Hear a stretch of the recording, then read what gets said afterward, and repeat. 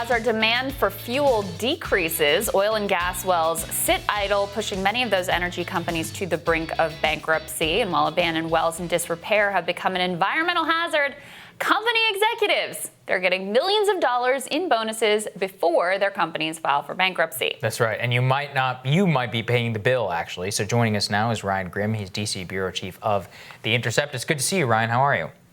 I'm good. How you doing? Good, man. So, I saw you reacting with rage. I think we all did, kind of to this story. Could you just outline some of the facts here and how it's characteristic of the industry writ large? Yeah, and the basic fact that people need to understand, which a lot of people know, is that methane is a far more dangerous greenhouse gas than carbon is. Estimates go up to as much as 80 times as dangerous in the sense that it leads to that much more warming. And it hasn't been counted very well over the last 30, 40 years. So all of the models that we have that are predicting these cataclysmic effects of climate change over the next 50 years don't even factor in to the extent that they need to this much more dangerous gas of methane. So that's the starting point. Now, throughout the Obama administration, there was a real fracking boom across the United States. Pennsylvania, Oklahoma, you name it. Wherever they could frack for gas, they were drilling there. Now that gas prices are coming down, and this predates the pandemic, but it's driven into the ground by the lack of demand during the pandemic. A lot of these kind of fly-by-night gas companies are going out of business. They were required to put aside money in order to cap the wells when they're finished drilling. But of course, they didn't put that money aside. Instead, as the New York Times reported, they gave bonuses to a lot of their executives. Then they filed for bankruptcy, walked away from it, and as you and I speak here, methane is spewing from hundreds of these wells, producing greenhouse gas emissions, equivalent to a couple million cars a year. Wow. It's just setting us back, or not setting us back, but bringing the moment of reckoning that much closer.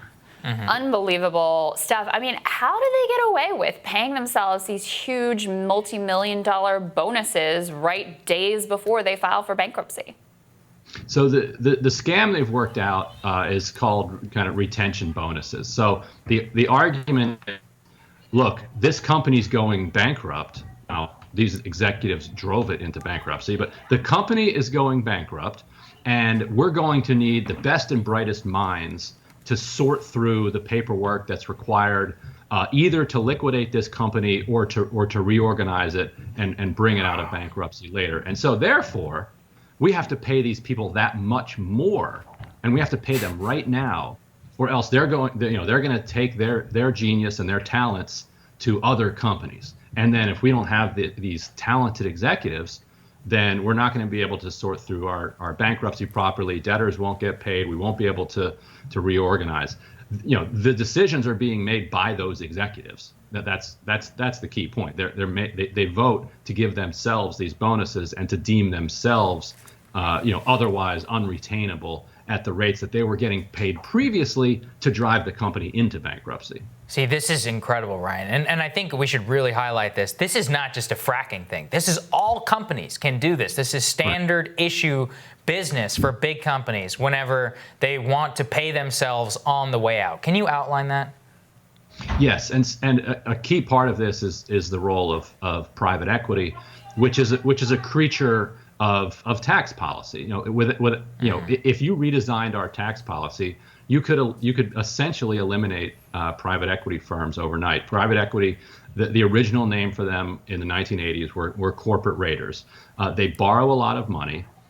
Then they take over companies. They use those companies as the collateral for the loan that they took out. They then kind of liquidate the company. Let's say it's Kmart. They sell off everything that Kmart has. They basically steal the pensions and the retirement savings of all the workers by declaring bankruptcy and saying they can't fully pay it out. And then with the cash that's left over, they give themselves all major bonuses.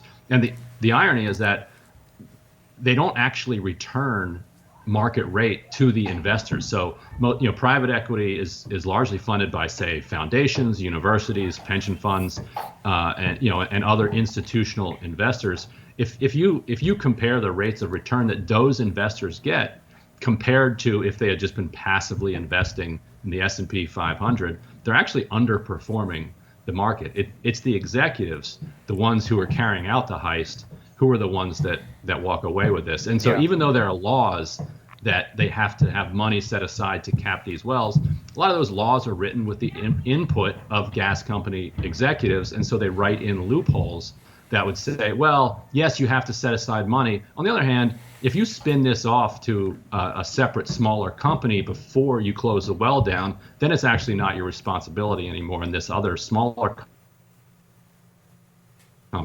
for capping the well. And it turns out that smaller company was actually connected to the bigger company, and it doesn't have any capital whatsoever, so it just files for bankruptcy.